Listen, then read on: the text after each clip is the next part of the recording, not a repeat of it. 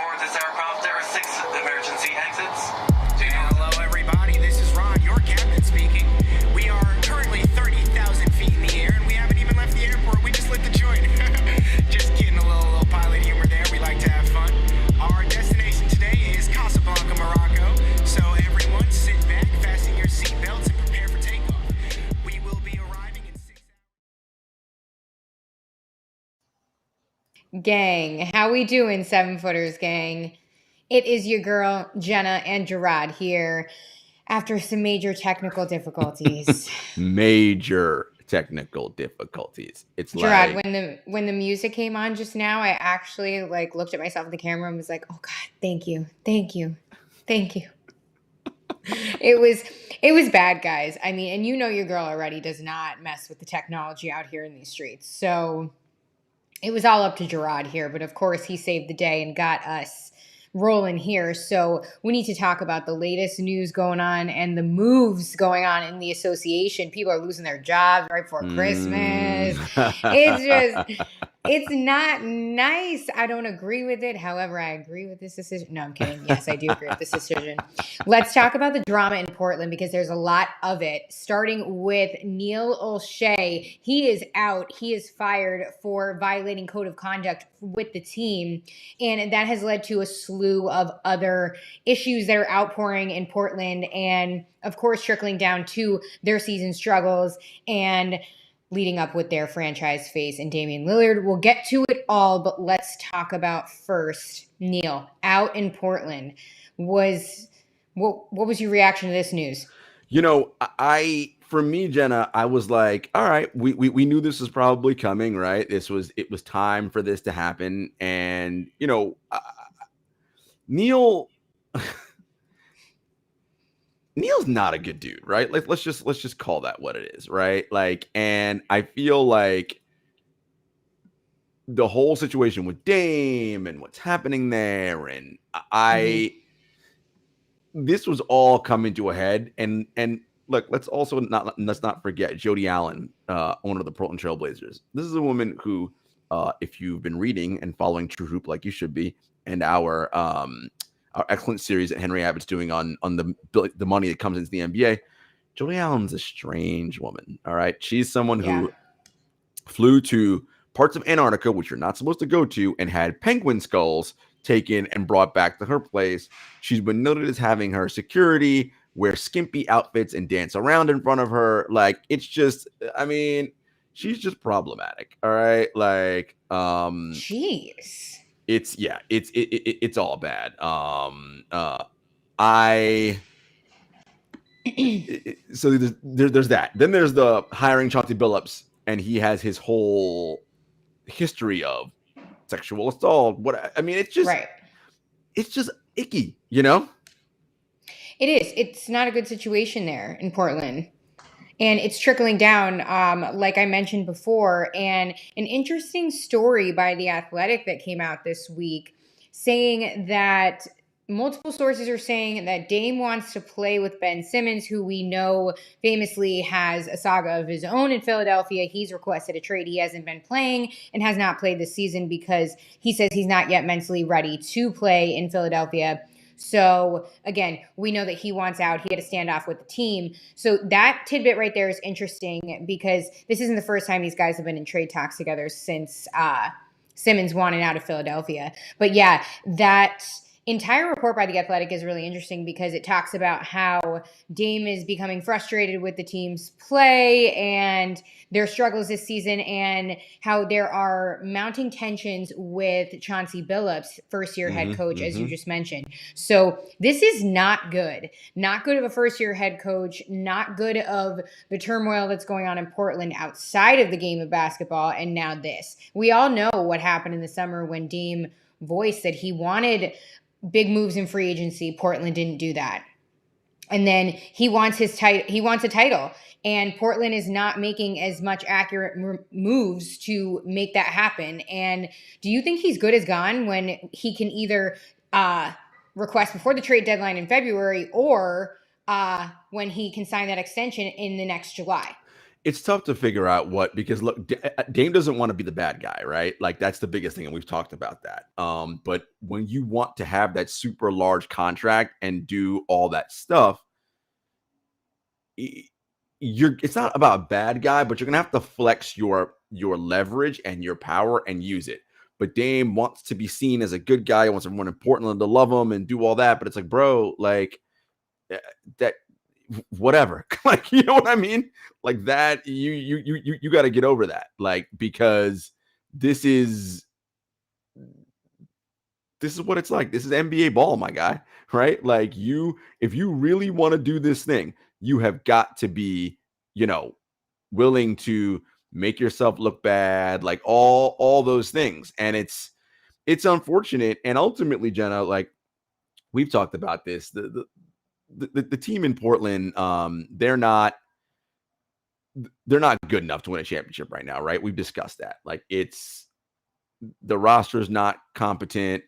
Dame and CJ are really it. And other than that, I'm like, it's not really enough to win. And CJ now is having issues in terms of like, where do I stand? What's going on? It's just, there's a lot happening right now. And if you're a Portland Trailblazers fan, you can't be happy about just the direction. Now, look, Neil's out of there, so maybe they'll find somebody better. But it's like anything else, like this isn't we get rid of Neil, everything will be fine. This is a problem that starts at the top. This is a Jody Allen problem. This is a problem with ownership, right? Like, and if there's no clear mission or vision, and also rumors, by the way, that Jody Allen wants to get the Trailblazers in a spot where she can sell the team. That's yeah. So, I mean, look, there's a lot to unpack here. And it's something where, again, you're band-aiding it, right? Like a new GM may work for a little bit. Is it enough? I don't know, right? And now with Dame's status uncertain, you gonna be able to recruit any free agents to come up there? Probably not. I mean, there's a lot of things. And again, I want to be clear about the Neil O'Shea stuff, like toxic workplace culture, and if you think this is only happening in Phoenix and in Portland, because Robert Sarver is why I mentioned Phoenix, it's probably not, dudes. Like, it's probably indicative of it's happening not in every team around the league, but more than these two, right? And so the question is, can we make this league and this organization better? One of the things that Coach Thorpe on True Hoop says all the time is it's not hard to be decent, right? Like, it isn't. Like, if we can just introduce some decency into our interactions every day, things might be a lot better. But yeah, things are not great in Portland right now. What does this mean for Dame and where he ends up? Well, right now he's got the abdominal injury. So, I mean, who knows when he's going to step on the court again? He's at least another 4 or 5 days away from potentially being back. So it's not a good spot right now for Portland. No, they're not in a good spot whatsoever. Dame's dealing with injury. And then in that athletic report, CJ McCollum was mentioned, and they reported that O'Shea was talking about some sort of trade happening and with McCollum in that aspect, and then, of course, got fired. So it's interesting to see who's going to take over these decisions in the interim and who they're going to replace O'Shea with, because it's not looking good in Portland. And apparently also in that report, Billups ripped into his players after a loss to the Celtics, who don't have it together as much either. They're playing without any sort of passion and effort and intensity right now. And look, I don't want to put that on Chauncey like it's his fault, right? Like, it's just, there's a lot going on. And again, given what is happening within that organization, was a first-year coach like Chauncey Billups and again, his past sexual assault allegation, I'm not saying it has anything to do with how he's coaching right now, but all that being said, with now the Neil O'Shea situation, was he the right person to bring along? I'm saying probably not.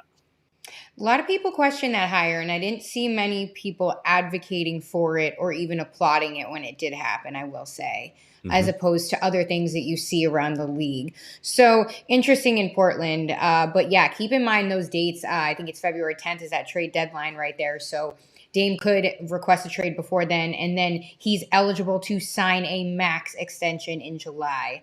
So that's if we make it there. One day at a time. One day at a Dame time. That is it. That was one of my proudest moments on air. I like and it. it probably didn't even catch it because of our technical difficulties. So we'll see in the final cut. But let's move on and keep these smiles on our faces if you're a Bay fan, because we got to talk about Steph Curry. He is already surpassing so many different records and iconic players in history, and now he's just 16 three-pointers away from breaking Ray Allen's career three-point record. And he says of breaking it, anything is possible. Of course it is. You're Steph Curry. We know. So let's just bask in this greatness really quick, because I mean, this is incredible to be in this company, number one, and to keep doing this. He's doing this a lot, and it's before Christmas. How many accolades have we seen him reach already, Gerard, in the couple weeks that we've been seeing in the beginning of the season here? I mean, he's listen, the man is ridiculous. He is putting together, Jenna, a top 10 all-time career achievement resume. If he is able to win the MVP this season, and forget about if they win the title, he will join an exclusive group of people that have at least 3 MVPs and 3 NBA championships. Jenna, that list is very small. You want to know who's on that list? Kareem Abdul-Jabbar. Your guy. Exactly. Michael Jordan. LeBron James. Magic Johnson. Larry Bird. Ooh. And Bill Russell. That's it. Oh, what a team. Ain't nobody else on that list. That's it. What a team, what a time.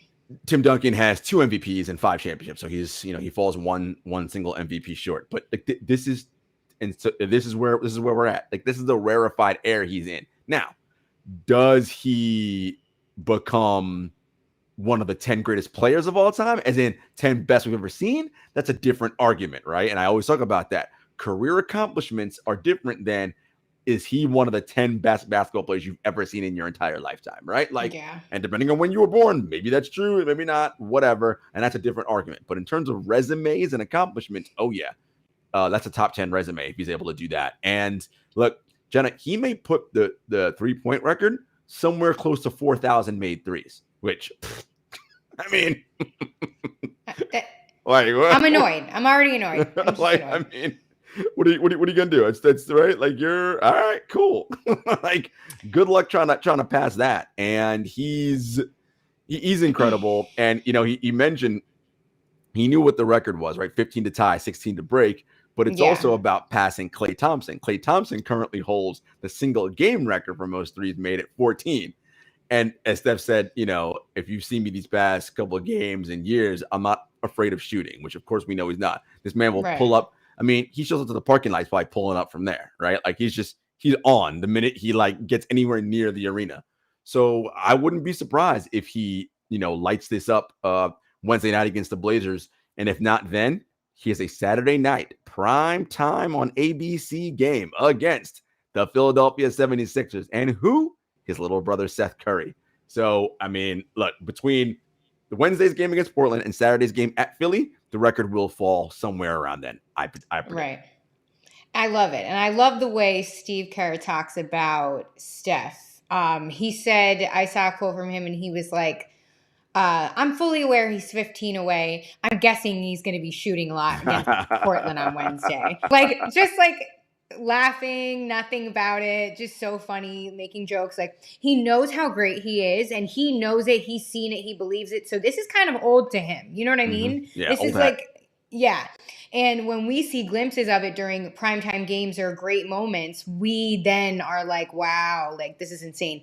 And speaking of primetime games really quick, help me out, because I this is off the top of my head, but the Lakers got booted from a primetime slot. They did. For the Warriors. And I remember, I'm going to tell myself out. I know I made some type of primetime joke when they went down like the hole and they sucked for a while. Yeah, for sure. And I You was like, definitely did. yeah, blah, blah. Yeah. Well, I'm eating those words now because the Lakers, my Lakers got booted. Oh, It's don't a worry. hard week for us. We'll Staples get Center got removed. yeah, it's now the Crypto Arena. Who's anybody going to call it the Crypto Arena, by the way, or Crypto.com Arena? It's still the Staples Center. Like, this whatever. is how woke we are now. The arena's got the crypto shit. Somebody teach me. Crypto.com. Literally, the DMs are open. Like, I don't know. Listen, I mean, Jenna, you're too young, but I'm old enough to remember the Great Western Forum. All right, that's how I remember the Los Angeles Lakers playing out in Inglewood. So, I mean, Staples is even too new for me. You know what I'm saying? But whatever, it's all good. Oh my God, you crack me up. All right, really quick before we switch gears here, the Warriors, they're 20-4 right now, number one in the West. I mean, let's talk about the streak for a second, because how long is this thing going to last? I mean, if this thing lasts until Christmas, my favorite holiday, when Klay Thompson is supposed to come back and they keep this going, I'm going to have real big issues. Well, get ready to have issues, Jenna. Get ready, because that's all I'm going to say. Get ready, because Golden State and Phoenix are going to kind of run away with the top of the West right now. Listen, the teams below them, and I'll give Utah as the one team that's like still within the realm with them. But after them, those three teams, I mean, it's slim pickings. Look, you know I love my Grizzly Cubs, but come on, they're the 26th defense in the league adjusted net rating right now. Like, okay, like, and I love them, you know that. But no Ja Morant right now. Although Triple J doing this thing. You know, the Clippers are down Kawhi. The Denver Nuggets are a mash unit. We discussed the disaster that is the Portland Trailblazers. The Mavericks are meh. I don't know what they right. I mean, so listen, those two teams are going to run away with this right now. So get ready. The West is too terrifying for me. You know, I've always loved the East. Damn it. But the West, James. I mean, but really, besides those top two teams and maybe Utah, the rest of the West is slim picking. So even your Lakers, I mean, I don't predict this, but if they somehow right the ship and go on like a 6-7 game winning streak, guess what? They're going to be right back in the top 4, top 3. So they're not going to be 2 or 1, but you know, so anything's possible. Yeah, okay, Steph Curry over there. Anything's possible.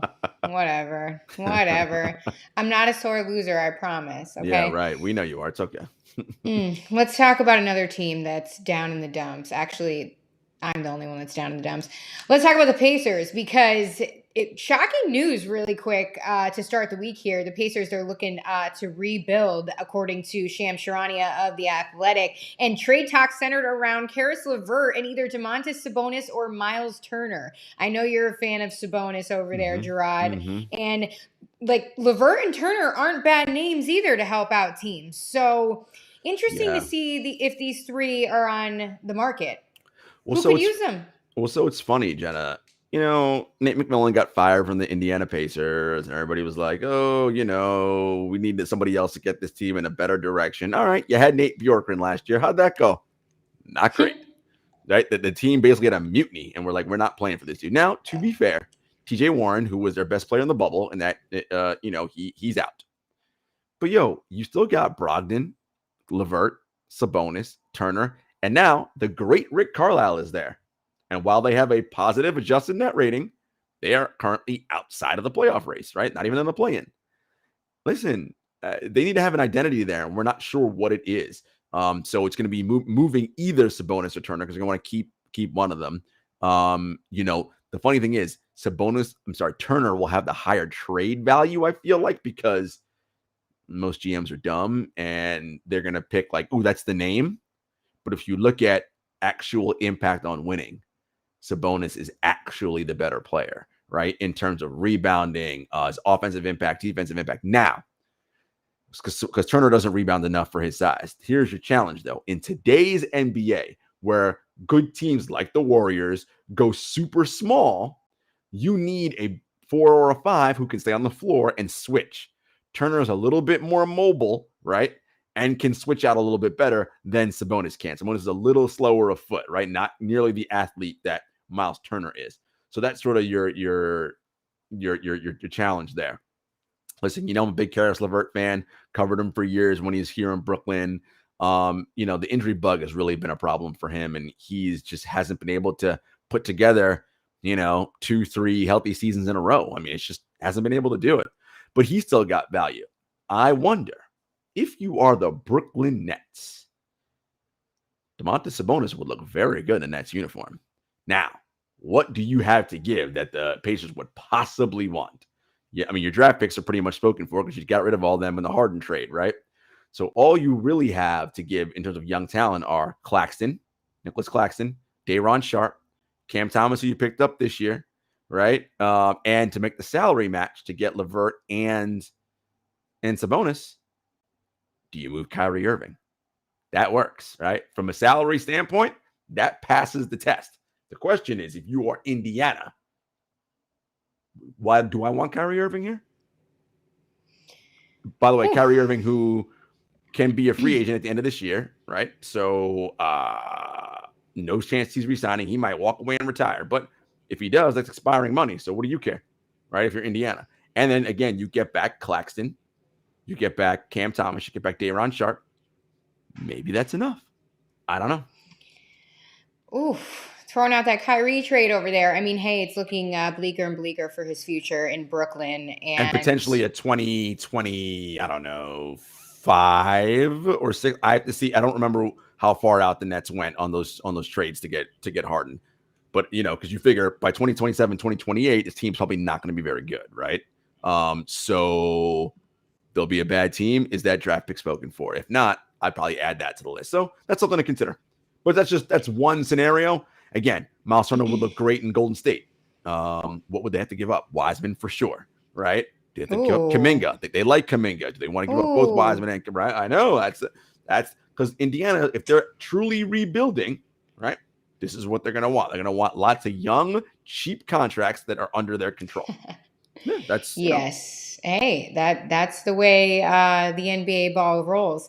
But interesting. Sabonis, Turner, and LeVert, all in their 20s, all, again, not bad names to be thrown into the mix to help out teams. Say a guy goes down, say anything that you need that one little piece. Again, LeVert riddled by injury back-to-back recently, but hey, you never know. And interestingly enough, this all comes out as after Adrian Wojnarowski reported that TJ McConnell is done for the season after surgery on the right hand for torn ligaments. So again, Indiana is looking for that rebuild. And hey, Carlisle is going to come at the right time to reunite with the organization. What was he there for 14 years? Yeah, back in the day, Before he went to Dallas, right? He was an assistant on Bird's staff and then took over, Yeah, so again, let's check back with them in 5 years. Kidding. Let's move on to the purple and gold, my Lakers. LeBron James and the Lakers suffered a loss on Friday. And after that loss, a couple days off, they had practice on Monday. Who they played, Gerard? Who was this loss to? The Clippers. Yes, the Clippers. They lost to Ty Lue and the Clippers. Yeah. So on Monday after practice, Vogel and LeBron James were asked about criticism, specifically at Vogel for his coaching style and things, just because the Lakers have a lackluster start to the season and they are riddled with injury and can't seem to really get afloat here, even though they have a Hall of Fame roster in 10 billion additions that they added this season in free agency and probably earn the luxury tax forever, but that's a conversation for another time. So yes, they addressed the complete ailments going on in LA there. And Vogel said, it comes with the territory. This is nothing I haven't seen before, yada, yada, yada, played it cool. LeBron James did the same and said, we're not really listening to critics out there and everything that we do stays in-house and this and that. But The Athletic pointed out that LeBron James didn't do as much or seemingly do as much to kind of cushion the blow of pressure and blame on Vogel's shoulders as the Lakers go through these lulls. And you think people point that out because being a coach of LeBron James comes with a spotlight and eyeballs on you at all times. So what are your thoughts about what they had to say about their struggles lately? I mean, look, here's the thing. The Lakers roster, LeBron James signed off on that, right? Like he signed off on Melo, on Russ, Malik Monk, all these DeAndre Jordan, all these dudes that are there, LeBron signed off on that. So how you mad at Frank Vogel? Frank Vogel didn't pick that roster. You did, my guy. Like, and he took responsibility for the roster. He said they need to play better. They do. But here's the thing. The question is, can they play better? Right? Like, can they play better? Yeah, they need to, but can they? I don't know if they can or not, right? Like, look, LeBron hitched his wagon to Anthony Davis because he figured Davis is the guy to hitch my wagon to and to prolong my prime. You know, man, outside of that run in the bubble, Anthony Davis hasn't really lived up to the billing we thought, right? I mean, in a recent game against the Bucks a couple weeks back, you know, man, Giannis ate that dude's lunch. Like, and again, I know it's Giannis, but still, you Anthony Davis, right? This is someone who people thought could be a DPOI, an MVP, like, and listen, I always say this, but what does Chuck call him? Street clothes, right? I mean, and you know, like, my guy, like, for your size and your skill set, you should be dominating and doing a lot better, and he is not doing that right now. We know what Russell Westbrook is.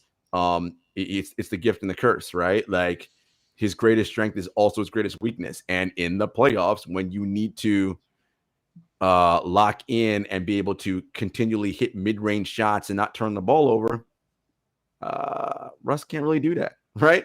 And now we're depending on Taylor Horton Tucker and, you know, Malik Monk and these guys who, all right, like maybe. And Melo, as much as he's doing, and shout out to Christian Joseph, who said, AD is a beta. Wow. I mean, he ain't exactly wrong. Right? I mean, he's not playing like an alpha and a max, right? A super max guy, which, listen, correct me if I'm wrong. Everyone in the world, that's what they think of Anthony Davis, right? He's that dude. Well, I mean, you ain't doing that right now, my guy. So that's a problem. And again, LeBron is 37. This is advanced age. You can't expect him to play 36 minutes a night and not to do all that all regular season and then come playoff time, crank it up another notch. No, this ain't 25-year-old LeBron. No, my friends. So listen, the Lakers, yeah, if you look at their resumes and like everybody on the roster, you would say for sure, these guys, yeah, they got it. They can do the thing. But listen, resumes are nice haves. Can you do it right now? And you know who they miss right now? Who's lighting it up in Chicago? They miss them some Alex Caruso. I mean, Alex Caruso might be a DPOY candidate for crying out loud. That's how good he's playing. And the Lakers could have matched it, but they were like, nah, we're good. Well, okay. I love that. Good luck with that. All the applause for Caruso. Honestly, from a non-biased standpoint, because you all know how I feel about this Lakers team, they might be selling more jerseys than tickets when it comes to playoffs, or if they even make it. So they need to get it together, because right now, what are they, the 7-8 seed? They'd be in the play-in tournament if the playoffs were today. So we're still trying to get our footing here. Not to mention what? Kendrick Nunn hasn't played yet. Neither is Trevor Ariza to injury. So this is just, what is going on? And Nunn and Ariza are two players they counted on, right? These were people who would be integral. Well, we're 25 games in now. They haven't even suited up yet. Look, man, it's getting late early in Los Angeles. All right. Shout out to Yogi Berra. Oh, you're full of the jokes today, Gerard. I love it. Yogi's my guy. He's I mean, the Yogi-isms are just, they're fantastic. Incredible. You're fantastic. Lakers in 4. I see the ain't hard to tell dropped a little note in there, which is like more LeBron James propaganda. Lakers in 4. In 4 what? Gonna be going home? Gonna be going home in 4 months? Yeah, probably. I just saw them. Yo, okay, all right. It's about to get nasty up in here. Ain't hard to tell, our friends. I love you guys. Always on my side, of course. Don't be coming out here with that slander, Gerard.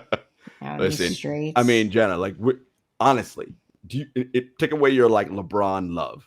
Do you honestly think this team can beat Phoenix or Golden State in a 7-game series? No, what you've seen so far. All right, that's all I'm asking. What you've seen so far. No. Exactly my point.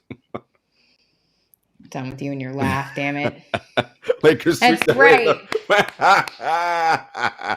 Listen, Lakers gonna be finding themselves at home, chilling, enjoying that LA weather come playoffs. Yeah. Keep it up. Keep it up over there, Gerard. Keep it up, because when they invite me to LA to celebrate at the championship parade. Celebrate what? Getting the lottery? What you mean? What are they celebrating? Yo, you got me today. I freaking can't. Thank God I got this oil on my temples, because I'm stressed. I'm stressed out over here. That's it. Yeah, it ain't Try it, good. guys. It As ain't long as looking. it doesn't make your girl's hair greasy. Listen, LeBron could go meet Ponce de Leon and find the fountain of youth, and all of a sudden, you know what I'm saying? Like, turn back the clock. Maybe. It ain't looking good. Okay. And again, if they have to depend on 30-something-year-old LeBron James to be MVP level, then they weren't going to win anyway. That's what you have Anthony Davis for. That's why he's there, right? He's supposed to be doing this, but he ain't. And Russ, and all that. The king. Listen, when the king, that 33-year-old man who's actually 34, I think, maybe 35, I'm not sure. He old. When he comes back and drags this questionable team 36, will be 37 at the end of the month. Yeah. To the finals, y'all will see where it's at. Listen, I think it's time for the king to abdicate that throne, my friends. It's yeah. Whatever. Let's talk about more controversial things, shall we? Let's move on to a new memo passed around the NBA today, saying that according to new Canadian laws, all visitors entering Canada must be fully vaccinated. So NBA informed their teams today, this is Tuesday, December 7th that we're recording this, that unvaccinated players will no longer be allowed to travel to Toronto to play games beginning January 15th. January 15th. That is a little over a month away. So basically, if you want to play the Raptors, you got to get the jab twice.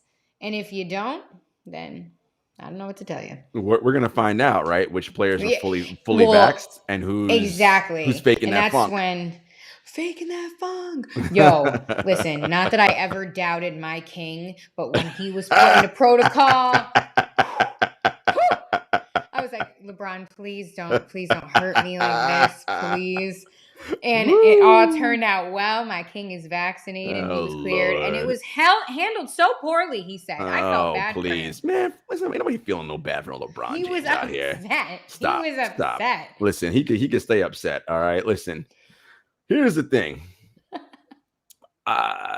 So we're going to find out who's legit, right? Who's actually vaxxed and who's on that half vax and not fully. And we'll find out who shows up on that report. And again, this is something I said at the beginning of the season. As you know, every NBA season, some kind of negative impact is going to happen to your ball club. That's just the nature of basketball, right? Whether it be injury, whatever it is, something's going to happen. Why are you allowing something that you have control of to get in the way? You have control over whether or not your team is fully, or you as an individual are fully vaccinated. Like, why y'all bullshitting right now? Get the jab, be fully vaxxed. Those of you can get boosted. By the way, because we're seeing little mini outbreaks. The Chicago Bulls right now, hottest team in the East, playing well. Oh, DeRozan now going to be in health and safety protocol for 10 days, right? Like, you're there, Kobe White in there. I mean, listen, these things are happening. Utah, Austin Rivers, PJ Dozier. I mean, it's just, there's a lot, man. It's just crazy. I see Christian Joseph in here. Brilliant strategy move by Canada. It is. Let's just make sure we find out who's vaxxed and who isn't. Let's get them all out of here, right? And so, hey, if you're going to forfeit a game because you're not, I mean, that's just dumb, man. And again, when we add it all up at the end, and some of you teams that are on that cusp and on that bubble, damn, if we were fully vaxxed, we probably would have won that game. Now we got to play the play-in tournament or whatever have you. So, it's, again, in a long NBA season, things are going to come up. Why allow something that you have control over to be the problem that derails your squad? And I have the same thoughts when it comes to Kyrie Irving in that situation as well. Again, we have exhausted the topic at this point, but it really is something you have control over. And especially with the way the Nets were assembled, I don't know. I have the same thoughts when it comes to that situation. That's all I will say. No But doubt. let's talk about more exciting things and get back to the game here itself. Top 5, as Drake said, top 5, top 5, top 5. Love that song. Let's talk about upcoming games that we're looking forward to seeing, whether it's this week, a little bit next week, but let's keep it in the soon to be happening realm. All right, so a lot of good matchups. We doing our top 5s first, though, right? Like, who are our top 5 teams in the league? Then we'll do the game we're looking forward to. Oh, yeah. I'm getting excited. I know, I see that. So you want to go back and forth? I'll name my 5. You name your 5, 4, 4, or you go first. You name your 5. I'll name my 5, 4, 4, 3, 3, 2, 2, 1, 1. All right. So for you, your top 5 teams. So your number 5 team in the league. Who is 5th for Jenna Lemoncelli? Oh my God. Okay. Wait. Let me make sure I have them all ready. Hold on 1 second. You like Jeopardy music back here. Okay. All right. Okay. Number 5. Who's your number 5 team? I had to put them in order in my head. The Chicago Bulls. Oh, okay. I like it. The Chicago Bulls. No explanation needed. I mean, they're fantastic. They beat the Nets again for the second time this season, doing their jam. So, Jenna goes with Lakers. Our buddy Dexter Henry's producing for us, and he says Jenna's going with Lakers all for her top 5 teams, which she probably would. If I could, and the rules didn't prohibit that, yes, I would. We know you would. Number 5 for me, the Brooklyn Nets. They are 5th in adjusted net rating, 16-7. Look, we know they're not beating really good teams, but they're beating up on everybody else. So I'll give them a number 5 squad spot to the Brooklyn Nets. Who's your number 4, Jenna? Number 4, I am going with the Utah Jazz. The Utah Jazz have impressed me so much because of the spurts that I'm seeing Donovan Mitchell have and the way he is leading this team. I mean, right now they're 3rd in the West, 16-7. They're right behind those tied Warriors Suns. So they can creep up real fast, and they're a team that you really don't want to play, especially during the regular season. I say that because we always know what happens in the postseason with them. But hey, right now, let your girl enjoy it, and they are my number 4. All right, my number 4 is Chicago Bulls. For all the reasons, right? Like they're an excellent squad. They're doing their thing. So Chicago Bulls, number 4. They're also number 4 adjusted net rating at 4.2, 17, and 8. Doing big things. All right, who's your number 3?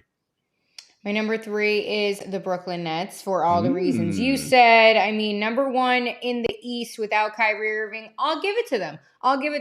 Just because we talked about how stacked this East was and the fact that you don't have a game changer like Kyrie Irving at the point while you have Harden struggling. So basically what you're saying, Janet. So what you're saying is Kevin Durant's the man. Is really what you're actually saying. Yeah. That's a sense. Okay, cool. Just want to make sure you're okay. Want to make sure you were clear on that. Do you like how I've found out how to strategically go around it so I don't have to say it? Because there's only one person left doing the work. So let me just talk about all the bad people. Number 3 for me, Utah Jazz. Again, I mean, they're actually number 2 in adjusted net rating. They have the number 1 offense in the league right now. Number 13 defense is slightly concerning, but they're still beating the hell out of the team they're supposed to beat the hell out of. So Utah Jazz at 3. All right, who you got number 2? Number 2, I have the Suns. I mean, no surprise here. Again, tied with the Warriors, number 1 in the West. And I love what I'm seeing out of Devin Booker. It seems as though he has so many more steps we're going to watch him take this season, especially under Chris Paul. And the way Chris Paul, I have not seen any type of worry, decline, anything of playmaking ability, anything. It really is crazy to me. It is out of control because as much as people want to make fun of Chris Paul in certain ways and say he's washed up, old, this and that, this isn't old, honey. This isn't old. And that is what is helping. I signaled my brain for y'all not watching this, although you should be. But again, his sharp skills, to really make the ability to make players good by word of Make mouth players better. is out of control for me. He's wonderful. Look, the Suns are my number 2 team as well, and I actually kind of have it as 1 and 1A because they're to me they're pretty close. Yes, the Warriors' adjusted net rating is much higher. They've also had a much softer schedule. And they've split their 2 games so far, 1-1. The second game was the second night of a back-to-back for Phoenix, just to be clear. But yeah, I'm gonna put my Suns at 2, and so we obviously have the Warriors both at 1, 20-4. And look, again, the Warriors and Suns at 20-4 have built a nice lead in the Western Conference. Them teams at 4 through 8 ain't catching them. They're just not. Like, you know what I mean? Like, one, they're not good enough, right? They're just not going to. And that's the advantage of building that kind of lead out early, right? So those two will battle for the number 1 seed and ultimately who gets the home court advantage in a potential Western Conference finals matchup, which I think we all would agree we'd love to see Suns Warriors in a 7-game series because I think that'll be exciting. But yeah, those are our top 5s. Gotta love it. All right, let's talk about real quick what we are thinking about this week matchup wise. What games we're excited about, what we're intrigued by, whatever you think, Gerard. Tell me, what are you excited to see this week? There are a couple games I'm looking at this week. I mentioned it earlier, the Saturday ABC primetime game between the Warriors and Sixers. The Sixers are starting to turn things around a little bit. Steph Curry may be going for the record there, so him versus his brother, that's always a good thing to see. And, you know, the Atlanta Hawks are turning things around as well. I'd love to see Brooklyn and Atlanta play Friday. I'll be very curious to see how that game goes. That's in Atlanta. I'm very curious to see that matchup and what that will be like. Atlanta gave Brooklyn trouble last year, and Atlanta, you know, they got some injuries they're dealing with, so that's something I'm going to be looking. Those 2 games I'm looking forward to this week. Okay, I'm looking forward to where am I here? Tomorrow, Bucks Heat, 2 of my favorites in the East. I can't wait to see them go head to head. It was just Giannis's birthday, of course. He balled out. And the Heat just continue to be a surprising team, and I like to watch them. They're exciting, and they're fighting this season. They are dealing with some injury, right? Bam's going to be out for 4 to 6 weeks with the surgery, so that's going to be a little rough for them. And it's, you know, the question is, can the Heat kind of tread water and maintain, or do they start sliding? Because, you know, we're really looking at those top 3 seeds, right? And right now, it's looking like, is it going to hold up and end up being, you know, Brooklyn, Chicago, and Milwaukee, right? Are those the top 3 teams in the Eastern Conference? I mean, we'll see. I mean, again, Miami was up there, but I think, you know, with the loss of Bam, that's going to hurt them. But is Brooklyn, Chicago, and Milwaukee, are those really your top 3 teams in the East, and they're going to jockey for whom has the number 1 overall seed? And again, for those 3 teams, you want to be in the top 3 because once you get into 4, home court advantage starts getting dicey for you, right? So meaning you don't have one, right? You have it in 1 round. So you really want to lock in there and make sure you finish in that top 3. And Thursday too, Jazz Sixers. That should be a good one. Should be a good one. Again, Sixers are starting to get healthy at the right time. They still have a Ben Simmons situation, we know, but you know, so far so good. So curious about what's going to happen there. Oh, Ben. I just wonder what he's doing. Like, what does he do now? what are you doing all day? Yeah, it's does he work out? Like, well, he does work out. He does work out, and he is, you know, seeing the mental health professional associated with the MBPA. But that's really all we know right now. Yeah, so we shall see. But to close out this episode. That was my Pat McAfee voice. I've been watching too much. Yeah, listen, you gotta stop watching that crap, man. Pat McAfee, you gotta chill with that. Thank you. But in the return of America's favorite segment, What's Up With? And if you're new to this podcast, we say what is up with our player, a team, a situation around the league that honestly, it could be open-ended. This could be a really good thing or a really bad thing where Gerard comes down with a slew of insults that we'll write down and keep using for years to come. Gerard?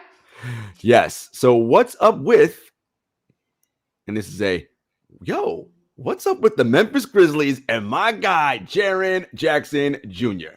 Grizzlies have won 5 games in a row. Listen, man. This is all about Ja Morant. The Grizzlies haven't trailed in 20 straight quarters. They've outscored opponents by 129 points in the last 5 games. Now, of course, a big part of that was waxing the Oklahoma City Thunder by 73. Be that as it may, this may be an actual good thing for the Grizzlies. And here's what I mean. Teams oftentimes get themselves into trouble when a high draft pick like a John Morant all of a sudden starts elevating his play and evolves, and it's like, ooh, all-star, this, that, all these crazy things, right? The offense tends to become very single-minded and one-player-centric, right? And heliocentric. Now, we've seen heliocentric offenses work. See the Dallas Mavericks with Luka Doncic. See the Houston Rockets all those years with James Harden. But those types of offenses have a limit, right? There's only so much you can do. Let us not forget that Jaren Jackson Jr. was picked very high in the draft prior, right? This guy's got talent and skills, man, and we're seeing it. He's shooting about 50, 40, 90 over the last month. He's really stepping up his game in general. The big thing is, and I said this, his foul rate has gone down dramatically. Part of the problem with him was he could never stay on the floor because he would literally seem like he started the game with 2 fouls, right? Before you know it, you're like, we're like in the first 5 minutes in, you already got 2 fouls. How is that happening? On the defensive end, the game is starting to slow down for him, and he's not biting on pump fakes wildly and doing those different kinds of things. The Grizzlies right now, again, as I said, they've won 5 straight games. They are 14-10. They are in the 4th spot, right? They are only 2.5 games behind the Utah Jazz, who are at 16-7 now. Do I think they can hold on to the 4th spot this year? Maybe. It's going to be tough without Ja, but having the development of guys like Desmond Bane, and of course I mentioned Jaren Jackson Jr., when John Morant does come back, then the Grizzlies can see, hey, we don't have to be a one-man band here, right? You can still do your thing, and we can let Triple J cook and do his thing, because then we can be something serious. Because I've always said the two of them are the cornerstones of what I think could be a future 50-win team, right? And if Ja and Jaren are future all-stars, which we really think Ja Morant is, that's what you need, right? You have 2 future all-stars on your team. That's a 50-win team that's going to the playoffs every year. Oh, that's what we think this team can be. So I'm happy about what the Grizzlies are doing. You love your Grizzlies. I love the dedication to it, Gerard. I do. Watch a lot of Memphis Grizzlies games over here. League pass team for Gerard right there. For sure. Don't sleep. Okay, my what's up with it is, what is up with Kemba Walker and the Knicks? I say this because Kemba Walker finally addressed the media after he was pulled out of the rotation and benched by Tibbs, and Alec Burks took his starting spot in the lineup at point guard. He just signed that 2-year deal for $18 million. Everybody basically had a parade. He's home. He's in the Bronx. Rah, rah, rah. Well, that was short-lived. So he comes out and says something along the lines of, I had no choice. I respect the decision. It's something I have to live with. Okay, well, what's your future? What's up? What is your future in New York? And he mentioned, too, to reporters in that press conference addressing it, that Ain't Hard to Tell podcast, free Kemba.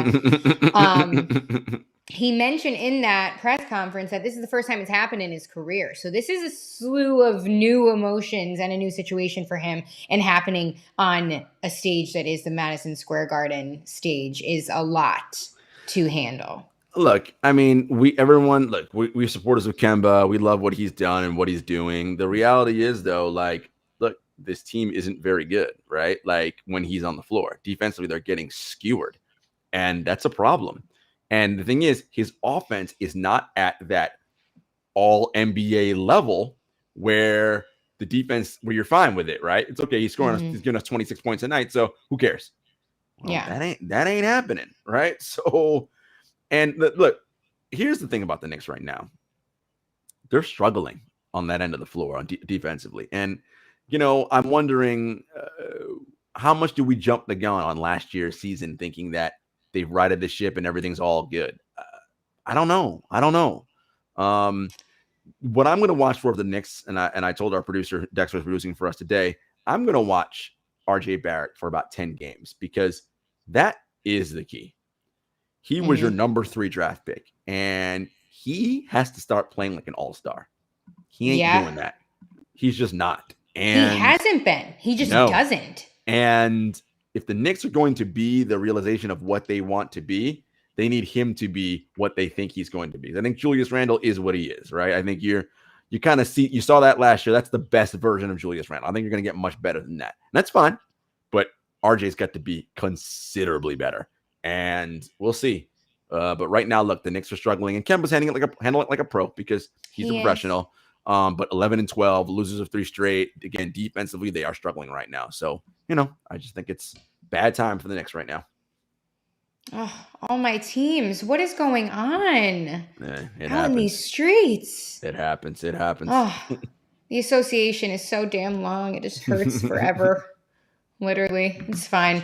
We'll recoup, guys. We'll be back next week. You know what's up. Every single Tuesday, find us here on our new home at the Props Network. Yes, shout out to the Props Network for Kyle and all the guys there. Sam, we're so happy to be a part of this platform with our good friends over at the Ain't Hard to Tell podcast. Shout out to our guy Dex, who jumped in at the last minute to help produce because we had some technical difficulties.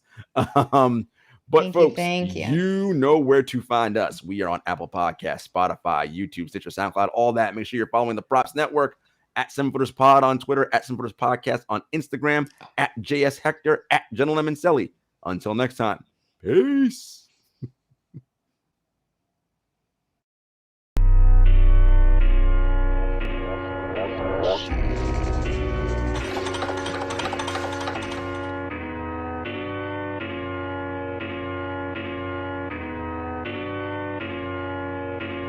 Spent a couple years out here with these raps, trying to have a plan that we made come true. Applied to some jobs, but I ain't hit back. I don't want to